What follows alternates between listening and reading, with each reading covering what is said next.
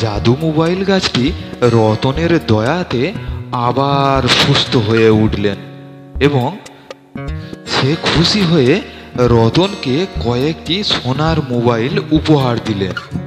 রতন সেই মোবাইলগুলো বাজারে বিক্রি করলো এবং শহরের সব থেকে ধনী ব্যবসায়ী পরিণত হলো।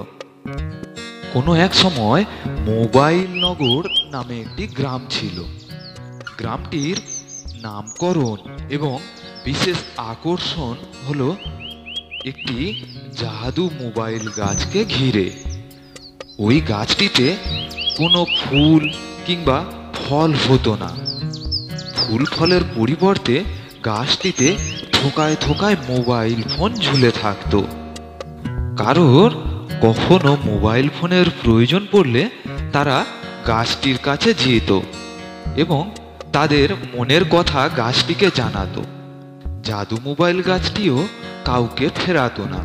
তারা প্রত্যেকের প্রয়োজন মতো একটি করে মোবাইল সবাইকে দিত এবং তারা সেই মোবাইল পেয়ে খুশি হয়ে যে যার বাড়ি ফিরে যেত। মোবাইল নগরীতে এমন যে একটা চমৎকার গাছ রয়েছে যে সবাইয়ের ইচ্ছা পূরণ করে এবং প্রত্যেককেই মোবাইল দেয়, কাউকে গাছটি ফেরায় না। লোকমুখে এমন কথা আশেপাশের গ্রামেও ছড়িয়ে পড়েছে। একদিন রাত্রে হলো কি, দুইটি চোর এলো। তারা দেখে নিল যে আশেপাশে কেউ নেই। আরে সর্দার, আশেপাশে তো কেউ নেই, তাহলে আমরা কাজ আরম্ভ করি। হ্যাঁ হ্যাঁ, তাড়াতাড়ি আরম্ভ কর, কেউ দেখে ফেলার আগে আমাদের কাজ সেরে বেরিয়ে পড়তে হবে। এই বলে চোর দুটি সেই মোবাইল গাছটিকে কাটতে আরম্ভ করলো। ব্যথায় যন্ত্রণায় কাতর হয়ে মোবাইল গাছটি তাদের বলতে লাগলো, আরে আরে, তোমরা আমাকে কাটছো কেন? আমি তোমাদের তো কোনো ক্ষতি করিনি। তাছাড়া আমি সকলের কত উপকার করি তাদের মোবাইল দিয়ে। তোমাদেরও প্রয়োজন পড়লে দুটো একটা মোবাইল নিয়ে যাও না, কিন্তু আমাকে এইভাবে কাটছো কেন? আমার যে খুব কষ্ট হচ্ছে, আর আমি তো মারা পড়বো। আরে মূর্খ গাছ, আমরা একটা দুটো মোবাইল নিয়ে কি করব? আমরা একসাথে সমস্ত মোবাইল নেব। আমরা শহরের সব থেকে ধনী লোক হয়ে উঠব। আমাদের একটা দুটো মোবাইলে কাজ হবে না, আমাদের একসাথে অনেক মোবাইল চাই। আরে নে নে, তুই দেরি করছিস কেন? তাড়াতাড়ি কাজ চালা। এই বলে চোর দুইটি সেই মোবাইল গাছটিকে কাটতে আরম্ভ করলো এবং তারা এক সময় গাছটিকে কেটে ফেললো। যেই না গাছটিকে কেটে ফেলা, অমনি গাছটির সমস্ত মোবাইল যেন ভ্যানিশ হয়ে গেল। আরে সর্দার, গাছটিতে তো আর একটিও মোবাইল নেই, তাহলে মোবাইলগুলো গেল কোথায়? আরে চল চল, পালা পালা, কেউ দেখে ফেলার আগে আমরা এই স্থান ত্যাগ করি। চল, পালিয়ে চল। এই বলে চোর দুটি সেখান থেকে পালিয়ে গেল। এইদিকে মোবাইল গাছটি যন্ত্রণায় কষ্টে পড়ে কাতরাতে লাগলো। এদিকে মোবাইল নগরীর পাশে শিমুলিয়া বলে একটি গ্রাম ছিল। ওই গ্রামে রতন নামে এক দরিদ্র যুবক বসবাস করত। রতন লোকের কাছে দিনমজুরের কাজ করত। দিনমজুরের কাজ করে সে কোনো রকমে তার সংসার প্রতিপালন করত। একদিন রতনের বউ রতনের কাছে বায়না ধরল, ওগো, সকলের কাছে তো কত সুন্দর সুন্দর দামি মোবাইল ফোন আছে, আমাকেও একটা দামি মোবাইল ফোন এনে দাও না। আরে গীতা, আমি তো সামান্য দিনমজুরের কাজ করি, আর আমি যা পয়সা পাই তাতে তো কোনো রকমে সংসার চলে।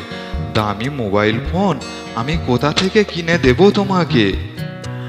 আমি অত শত জানি না, আমার একটা মোবাইল ফোন এনে দিতে হবে, তা না হলে আমি বাপের বাড়ি চলে যাব। রতন তার বউয়ের মুখে এমন কথা শুনে তার মন খুবই দুঃখী হয়ে গেল। সে মনে মনে ভাবতে লাগলো যে আমি আমার বউয়ের বায়না কিভাবে মেটাই, কিভাবে তার ইচ্ছা পূরণ করি। সে এমনই চিন্তা ভাবনা করছে, হঠাৎ সে দেখতে পেল আরো একটি যুবকের কাছে একটি দামি মোবাইল ফোন। তখন রতন সেই যুবকটিকে জিজ্ঞাসা করলো, ও বন্ধু, বন্ধু, তোমার হাতে যে এত দামি মোবাইল ফোন, তুমি এই ফোনটি কোথা থেকে পেলে বন্ধু? আরে বন্ধু, তুমি জানো না, পাশে যে মোবাইল নগরী রয়েছে ওখানে একটা জাদু মোবাইল গাছ রয়েছে, আমি এই ফোনটি ওখান থেকেই পেয়েছি। জাদু মোবাইল গাছ? সেটা আবার কেমন গাছ? আগে হ্যাঁ বন্ধু, জাদু মোবাইল গাছ। কারোর যদি মোবাইলের প্রয়োজন পড়ে এবং গাছটির কাছে গিয়ে তার ইচ্ছার কথা জানায়, জাদু মোবাইল গাছ কাউকে ফেরায় না।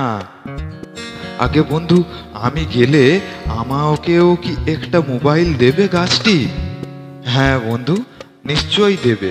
তুমি তোমার মনের কথা জানালে সে নিশ্চয়ই দেবে। এরপরে রতন ওই যুবকের কাছে মোবাইল গাছের কথা শুনে সেই গাছটির উদ্দেশ্যে রওনা দিল। এদিকে গাছটি কেটে ফেলায় গ্রামের কয়েকজন সেখানে এসে উপস্থিত হলো। হায় হায়, আমাদের গ্রামের এ কি অবস্থা হলো! আমাদের গ্রামের অহংকার মোবাইল গাছটিকে কারা কেটে ফেললো এইভাবে নিষ্ঠুরভাবে? রতন সেখানে পৌঁছে দেখলো যে জাদু মোবাইল গাছটিকে কারা কেটে ফেলেছে। তা দেখে রতনের মন খুবই দুঃখী হয়ে গেল।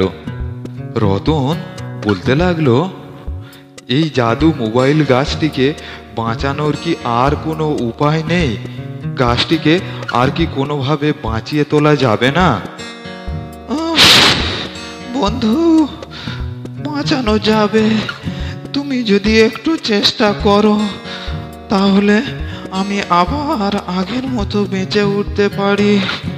উফ, আমার যে ভীষণ কষ্ট হচ্ছে, আমাকে তোমরা কেউ বাঁচাও। তোমার বাঁচানোর উপায় আছে? তাহলে তাড়াতাড়ি বলো বন্ধু, আমি নিশ্চয়ই তোমাকে বাঁচাবো। ওই দূরে যে পাহাড়ের গুহাটা আছে, ওই গুহাতে এক সাধু বাবা বাস করে। ওই সাধু বাবার কাছে যে জল মন্ত্রপুত রয়েছে, ওই জল আমার উপর ছিটিয়ে দিলে আমি আবার আগের মতো হয়ে উঠব। তোমরা দয়া করো, কেউ সেখান থেকে সেই মন্ত্রপুত জল নিয়ে এসে আমাকে ছিটিয়ে দাও। মোবাইল গাছের এই করুণ আর্তনাদ শুনে রতনের মনে খুবই দয়া হলো। সে তৎক্ষণাৎ সেখান থেকে সেই পাহাড়ের উদ্দেশ্যে রওনা দিল। সেখানে গিয়ে রতন সাধু বাবার কাছে থেকে সেই মন্ত্রপুত জল সংগ্রহ করলো এবং ফিরে এসে সে সেই জল গাছটির উপর ছিটিয়ে দিল। গাছটির উপরে সেই জল ছিটিয়ে দেওয়া মাত্রই গাছটি আবার আগের মতো হয়ে গেল। গাছটিতে আবার আগের মতো থোকা থোকা মোবাইল ঝুলতে লাগলো। রতনের এই দয়ামায়া দেখে গ্রামের লোকও খুব সন্তুষ্ট হলো এবং গাছটি তো খুবই খুশি।